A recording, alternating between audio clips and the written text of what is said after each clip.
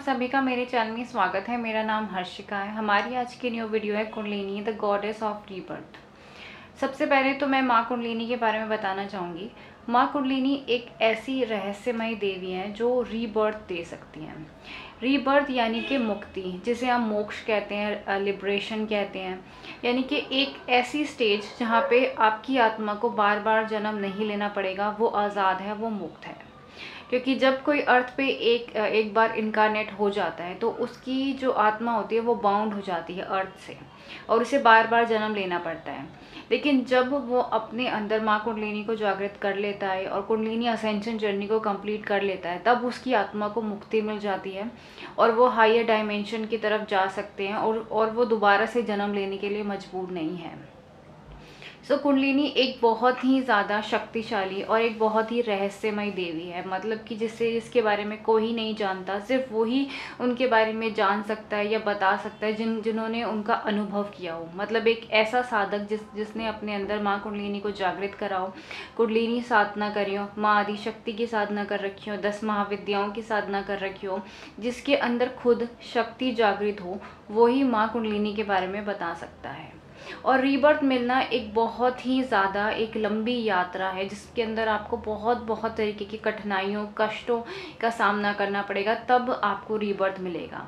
क्योंकि जन्म और मृत्यु के चक्र में तो हर कोई फंसा हुआ है, हर कोई जन्म लेता है, हर कोई अपनी जिम्मेवारियां उठाता है, अपनी पढ़ाई पूरी करता है, शादी करता है, सेक्स करता है, बच्चे करता है, उसके बाद वो धीरे धीरे वृद्धावस्था की बात तरफ जाता है, फिर से मरता है और फिर से जन्म लेता है और फिर से जन्म लेता है। लेकिन रीबर्थ कुछ ही लोगों को मिल पाता है। यानी कि रीबर्थ एक मुक्ति है, आपकी आत्मा आज़ाद है, वो किसी भी तरीके के कर्म के बंधन से नहीं बंधी हुई है। और ये जो रीबर्थ है, ये जो मोक्ष है, वो सिर्फ माँ कुंडलिनी दे सकती हैं, उनके सिवाय कोई नहीं दे सकता। तो इस वीडियो में हम इसी टॉपिक पे डिटेल में जाएंगे, एक डीप लेवल पे जाएंगे।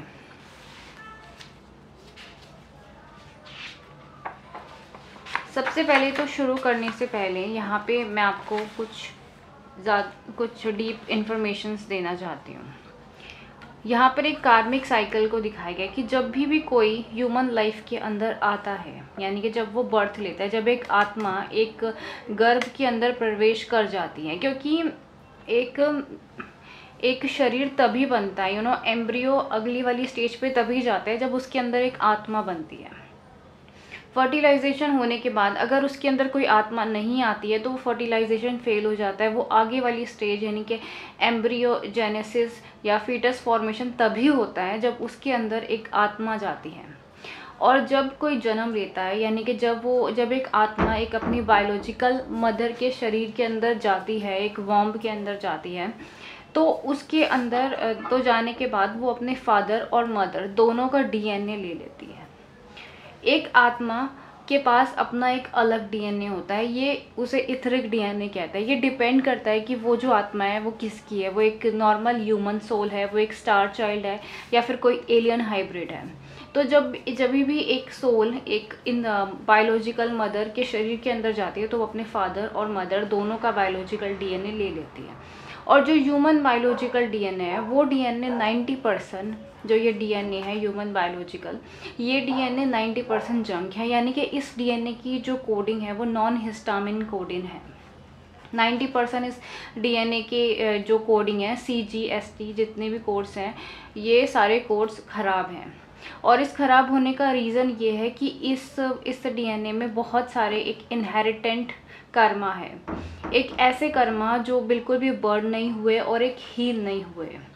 यानी कि फॉर एग्जांपल आपके जितने पूर्वज रहे हैं up to the 12th generation या 15 जनरेशन, ग्रेट ग्रैंड फादर या ग्रेट ग्रैंड मदर, आपके फादर की साइड की या मदर के साइड के, उनके जितने भी कर्मा है, मान लीजिए उन्होंने किसी तरीके की कोई चोरी करी है, किसी की बहुत ज़्यादा इंसल्ट करी है, या फिर किसी के भाग्य का खाया है, या फिर किसी के साथ कोई अब्यूज़ करा है, कोई सेक्सुअल अब्यूज़ करा है, कोई इमोशनल अब्यूज़ करा है, और वो जितने भी कर्म है वो एक से दूसरे जनरेशन के ऊपर आ जाते हैं। यानी कि आपको इस जन्म में अपने फैमिली के उन कर्माओं को भुगतना पड़ेगा, क्योंकि आपने इस परिवार में जन्म लिया है तो उनके कर्मा आपके ऊपर आ जाते हैं। दूसरे जो है वो जनरेशन कर्सिस है, मतलब एक ऐसे श्राप जो एक से दूसरी पीढ़ी पे ऑटोमेटिकली आ जाते हैं।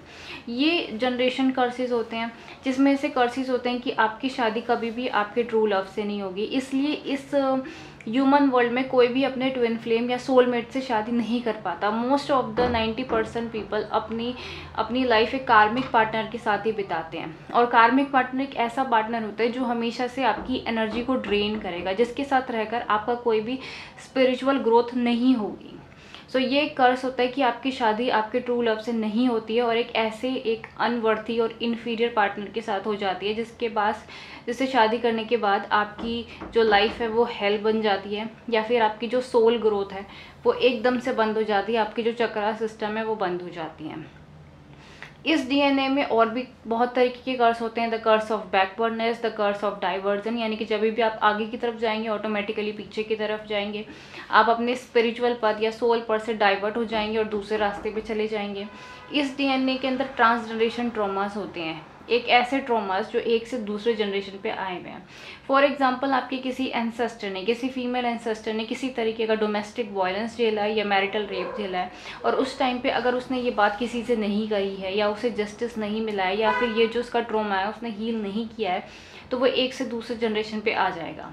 इसी तरह इस डीएनए के अंदर बहुत तरीके की बीमारियाँ होती हैं, स्पिरिचुअल बीमारियाँ होती हैं, फिजिकल बीमारियाँ होती हैं। फॉर एग्जाम्पल, आपकी टीथ कैविटी या फिर बोन डीजनरेशन, यानी कि जो टीथ की कैविटीज़ होती है, ये एक तरीके से जेनेटिक डिसऑर्डर है जो एक से दूसरे जनरेशन के अंदर ऑटोमेटिकली आ जाएगा। इसी तरीके से ब्लड लाइन डिसऑर्डर, ब्लड के डिसऑर्डर भी एक से दूसरे जनरेशन के अंदर आ जाते हैं। स्पिरिचुअल डिसीज़ होती हैं, इमोशनल डिसीज़ होती है, मेंटल डिसीज़ होती है, पैरासाइट्स अटैचमेंट होती हैं, एलियन इम्प्लांट्स होते हैं। तो ये जो डीएनए है एक बहुत ही ज़्यादा एक हैवी लोडेड नेगेटिव कर्मा से होता है। इसके अलावा आपकी जो आत्मा है वो बहुत सारे जन्म लेके आई होती है, तो उसका अपना खुद का पर्सनल कार्मिक बैगेज होता है, उसके अपना खुद का पर्सनल सेक्सुअल बैगेज होता है कि मान लीजिए आपने इस जन्म में या पिछले जन्म में किसी भी कार्मिक पार्टनर के साथ सेक्स किया है, तो सेक्स सिर्फ और सिर्फ एक प्लेजर के लिए नहीं होता।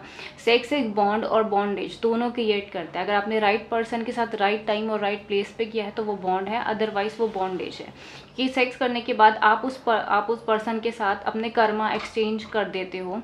आपके जो लोअर 3 चक्र है वो बंद हो जाते हैं उनके साथ, और उस पर्सन के साथ एक एस्ट्रल कॉर्ड क्रिएट हो जाती है। इसी तरीके से एंसेस्टर कर्मा होते हैं जो मैं आपको बता चुकी हूँ।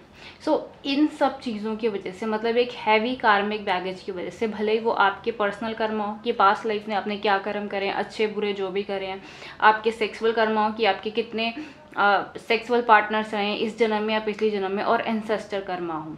सो इन सारे हैवी कर्मास की वजह से आपकी जो आत्मा है वो एक ही साइकिल में रहती है, मतलब बार बार जन्म लेती है और बार बार मृत्यु की तरफ जाती है। और इस बायोलॉजिकल डीएनए की वजह से किसी भी नेचुरल अवेकनिंग हो नहीं पाती, यानी कि आज से कई हज़ार सालों पहले लोगों के अंदर बहुत ही ज़्यादा नेचुरल अवेकनिंग होती थी, नेचुरल उनकी कुंडलिनी जागृत हो जाती थी, लेकिन आज के टाइम पे नहीं होता। लोगों का फोकस अपने 3D प्लेजर की तरफ ही होता है, या 3D इको बेस्ड डिज़ायर की तरफ ही होता है कि हमें और पैसा चाहिए, बड़ा घर खरीदना है, हमें गाड़ी खरीदनी है, हमारा पार्टनर बहुत सुंदर होना चाहिए, हमारे बच्चे ऐसे होने चाहिए, वैसे होने चाहिए, या फिर हमारे पास बहुत ज़्यादा फेम होना चाहिए। तो 3D रियलिटी की तरफ या 3D डिज़ायर की तरफ ही जाता है। किसी का भी ध्यान अपनी आत्मा की तरफ नहीं जाता, अपनी सोल की तरफ नहीं जाता। वो हमेशा अपने सोल पर्पस को भुला चुका होता है और अपनी आत्मा को पूरी तरीके से भूल चुका होता है या डिस्कनेक्ट हो चुका होता है। इस हद तक हालत ख़राब है कि कोई अपनी स्पिरिचुअल बॉडीज़ के बारे में, यानी कि एस्ट्रल बॉडी, इथरिक बॉडी या चक्रा सिस्टम के बारे में जानना भी नहीं चाहता। कोई ये नहीं जानना चाहता कि उनके अंदर कोई आत्मा है भी या नहीं है, या मरने के बाद वो कहाँ जाएंगे, उन्हें कोई मतलब नहीं है। उन्हें लगता है कि यही ज़िंदगी है जहाँ वो जी रहे हैं और सब कुछ यहीं पर ही है। तो इस तरीके का एक डिसेप्टिव माइंडसेट उनके दिमाग के अंदर क्रिएट हो जाता है और वह पूरी ज़िंदगी बस एक ईगो बेस्ड डिज़ायर की तरफ भागते रहते हैं और दुख, दर्द, तकलीफ़, बीमारियां और गरीबी देखते हैं, और हर जन्म में ये साइकिल चलती जाती है। तो this is a cycle of life and death. आगे चलते हैं।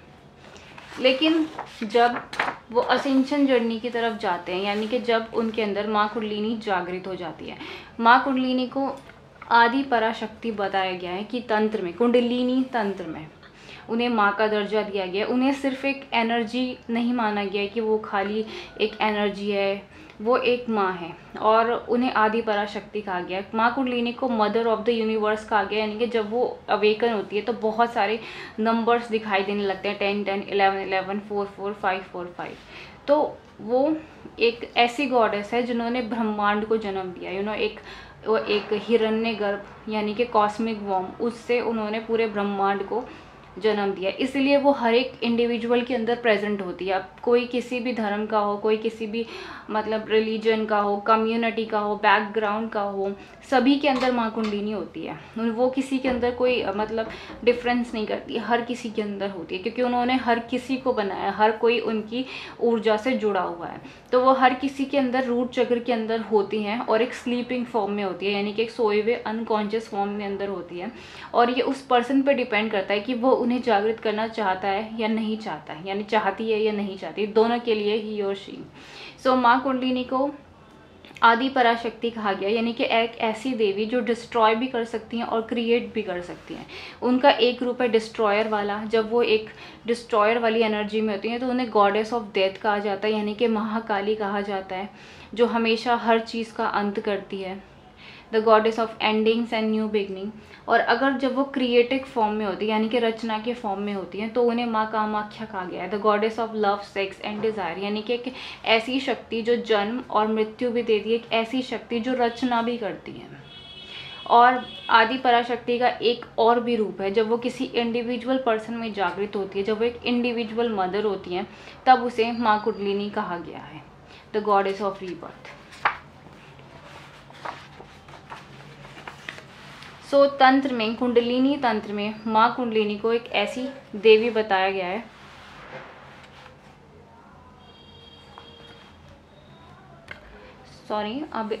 कुंडलिनी तंत्र में माँ कुंडलिनी को एक ऐसी देवी बताया गया है जो आपके सारे कार्मिक साइकिल को एंड कर सकती है, आपके सारे कर्सेस को तोड़ सकती है, चाहे वो एंसेस्टर कर्सेस हो या आपके पर्सनल कर्सेस हो, या किसी ने स्पोकन या अनस्पोकन कर्सेस हो, यानी किसी ने बोल के आपको श्राप दिया, या फिर किसी ने किसी तरीके का ब्लैक मैजिक रिचुअल करके आपको श्राप दिया है, वो इन सब चीज़ों को तोड़ सकती है। किसी भी तरीके की आपको डिमोनिक अटैचमेंट हो, उस अटैचमेंट को हटा सकती है। किसी भी तरीके की बीमारी हो, उसे हील कर सकती है, आपके सारे कर्मों को जला सकती है, क्योंकि माँ कुंडलिनी से ज़्यादा शक्तिशाली कोई भी नहीं है।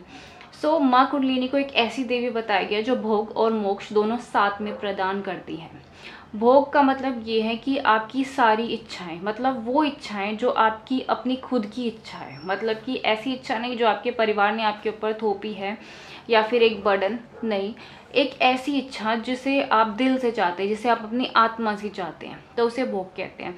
यानी कि आपकी जो भी इच्छाएं हैं उन्हें पूरा कर सकती हैं, आपको एक मैरिटल ब्लेसिंग्स जिसे हम कहते हैं गृहस्थ जीवन का सुख प्रदान करती है माँ कुंडलिनी, आपकी शादी, आपके बच्चे, नेम, फेम और मनी। इसलिए जब भी कुंडलिनी जागृत होती है ऑटोमेटिकली उस पर्सन की लाइफ में उसका ट्विन फ्लेम आ जाता है। सो ट्विन फ्लेम और कुंडलिनी का बहुत ही डीप लेवल का कनेक्शन होता है, यानी कि अगर आप एक सिंगल पर्सन हैं और आपने अपनी कुंडलिनी को जागृत कर लिया, तो जैसे ही आपकी कुंडलिनी जागृत होगी वैसे ही आपकी फ्रीक्वेंसी चेंज हो जाएगी और आप अपने डिवाइन पार्टनर या ट्विन फ्लेम को अपनी लाइफ में ले आएंगे, क्योंकि माँ कुंडलिनी भोग और मोक्ष दोनों देती है। तो भोग का मतलब ये है कि इस धरती पर आपको एक हेवन जैसा सुख मिलेगा, आपकी सारी अतृप्त इच्छाएं पूरी होंगी, आपको गृहस्थ जीवन का सुख मिलेगा, आप एक वैभवशाली जीवन जी पाएंगे। और दूसरी तरफ वो मोक्ष भी देती हैं, यानी कि मोक्ष का मतलब ये है कि सबसे पहले तो वो आपको हील करेंगी, आपकी जितने भी ट्रॉमास हैं, जितने भी आपके गहरे गहरे आपके अंदर जख्म है, आपकी आत्मा में, आपके दिमाग में, आपके मन में, आपके शरीर में चाइल्डहुड ट्रॉमास है, यानी कि बचपन से ही आपने वर्बल, इमोशनल, मेंटल अब्यूज़ झेला है, वो सारे ट्रॉमास को हील करेंगी। सेक्सुअल ट्रॉमास हैं, यानी कि अगर आपने अपनी ज़िंदगी में किसी तरीके का सेक्सुअल अब्यूज़ झेला है, क्योंकि सेक्सुअल ट्रॉमा एक ऐसा ट्रॉमा होता है जो आपकी आत्मा को तोड़ देता है। अगर किसी ने मोलेस्टेशन या रेप झेला है अपनी लाइफ में, तो उस पर्सन की आत्मा टूट जाएगी। ये इतना ज़्यादा डीप लेवल का पेन होता है। तो जितना भी आपका पेन है, जितना भी आपका ट्रॉमा है, माँ कुंडलिनी सबसे पहले उसे हील करेगी। दूसरा, आपके सबकॉन्शियस माइंड को रिप्रोग्राम करेगी, एक ब्लैंक स्टेज पर भेजेगी, यानी कि आपकी जितनी भी नेगेटिव मेमोरीज हैं उसे हटा देंगी, डिलीट कर देंगी, ताकि आपको रिलीफ मिल सके। और हील करेंगी। इतनी डीप लेवल का हीलिंग होता है कि आपकी फिजिकल बॉडी भी हील होगी, आपके सेल्स चेंज होने लग जाएंगे आपके बायोलॉजिकल शरीर के अंदर, आपकी आत्मा हील होनी शुरू हो जाएगी। और जितनी भी बीमारियां हैं आपके अंदर, मान लीजिए किसी भी mental problem, anxiety, depression, stress, hormonal disorder, ये सब कुछ हील होगा। और नेक्स्ट जो स्टेज आएगी हीलिंग के बाद, आफ्टर हीलिंग के बाद देयर इज़ अ स्टेज जिसे एक्टिवेशन ऑफ लाइट बॉडी, यानी कि आपकी जो हायर लाइट बॉडी है, सबसे पहले आपकी सोल बॉडी एक्टिवेट होगी, फिर स्पिरिट बॉडी एक्टिवेट होगी, फिर मोनाड बॉडी एक्टिवेट होगी, और एक तरीके का यूनियन क्रिएट होगा। और इनके यूनियन से आपकी जो मरखाबिक फील्ड है वो रीएक्टिवेट होगी। So this process is very very deep. इस वीडियो में मैं ये सारे प्रोसेसेस या सारे स्टेजेस के बारे में नहीं बता सकती। मैं नेक्स्ट जो वीडियो होगी उसके अंदर आपको डिटेल इन्फॉर्मेशन दूंगी। तो इसे कहेंगे मोक्ष, यानी कि जब आपके अंदर आप अपनी आत्मा से जुड़ जाएंगे, अपनी हायर मोनाड सेल से जुड़ जाएंगे, और आपके अंदर यूनियन होगा, आपके अंदर एक तरीके की वननेस होगी, तो इसे मोक्ष कहेंगे। सो मोक्ष यानी कि एक ऐसी जर्नी जिसके अंदर आप पूरी तरीके से ट्रांसफॉर्म्ड हो जाएं, पूरी तरीके से बदल जाएं। सो द रीबर्थ कहें या मोक्ष कहें, तो रीबर्थ या मोक्ष एक ऐसी जर्नी होती है जो बहुत ही ज़्यादा लंबी और बहुत ही ज़्यादा खतरनाक होती है, जिसके अंदर आपकी 3D ह्यूमन सेल्फ ट्रांसफॉर्म्ड हो जाएगी 12D एंजलिक सेल्फ, यानी कि आपकी जो आत्मा है वो बदल जाएगी एक एंजल में। यानी कि माँ कुंडलिनी की असेंशन जर्नी एक ऐसी यात्रा होती है जहाँ आप मनुष्य से देवता बन जाएंगे, यानी कि आपकी जो आत्मा है वो बदल जाएगी एंजलिक सेल्फ में। लेकिन ये जर्नी बहुत ही ज़्यादा मुश्किल, बहुत ही ज़्यादा कठिन होती है। एक साधक को कई घंटों तक साधना करनी पड़ती है। ये कुछ ऐसा नहीं होता कि आप आराम से बैठ जाएंगे और सब कुछ अपने आप हो जाएगा, नहीं। एक कुंडलिनी साधक को, जो भी एक साधक है जो भी असेंशन जर्नी में जाएगा, उसे हमेशा ब्रह्मचर्य का पालन करना होता है जब तक कि ये यात्रा खत्म ना हो जाए, और हर दिन कई घंटों तक साधना करनी होती है। और इस साधना के दौरान बहुत तरीके के असेंशन सिम्टम्स होते हैं, इमोशनल, मेंटल, फिजिकल। कभी आपकी स्पाइन में दर्द होगा, कभी आपके हेड प्रेशर्स होगा, तो बहुत तरीके के सिम्टम्स होंगे। इवन इस यात्रा के अंदर आपको बहुत सारे एक डार्क रियलिटी के साथ आपका कनेक्शन होगा कि आपके ऊपर अटैक्स हो रहे हैं, आपके इविल एंसेस्टर्स के या डार्क फोर्सेस के अटैक हो रहे हैं। और उनके अटैक इसीलिए होंगे ताकि वो आपको रोक दें, ताकि आपको रीबर्थ वाली स्टेज पे ना पहुंचने दें, ताकि आपको एक एंजल ना बनने दें। सो बहुत सारे मिसकंसेप्शन फैलाए जाते हैं माँ कुंडलिनी को लेकर कि कुछ लोगों के ऐसे कॉन्सेप्शंस फैलाए जाते हैं कि वो बहुत ज़्यादा इविल हैं। कुछ लोग ये सिखाते हैं कि आपको जागृत ही नहीं करनी चाहिए कुंडलिनी, इसे करेंगे तो आप मेंटली पागल हो जाएंगे। तो ऐसा कुछ नहीं है। एक तंत्र के अकॉर्डिंग कुंडलिनी को हमेशा एक माँ का दर्जा दिया गया, और माँ कभी भी अपने बच्चों को हर्ट नहीं करती है, उन्हें नुकसान नहीं पहुँचाती है। सो अगर आप असेंशन जर्नी में हैं तो आपको एक्सेप्ट करना सीखना होगा। हर बात में अगर कंप्लेन करेंगे तो आप आगे की तरफ नहीं बढ़ पाएंगे। तो आपको यू हैव टू अंडरस्टैंड कि आप माँ कुंडलिनी को कंट्रोल नहीं कर सकते हैं।